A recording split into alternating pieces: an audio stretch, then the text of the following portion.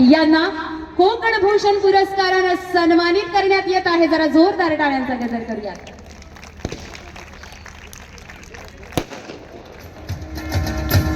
कोकण गौरव पुरस्कार सुपूर्द करताना आपणास हा पुरस्कार बहाल करताना अत्यानंद होत आहे। भविष्याच्या पुढील वाटचालीसाठी कार्यासाठी मनापासून शुभेच्छा।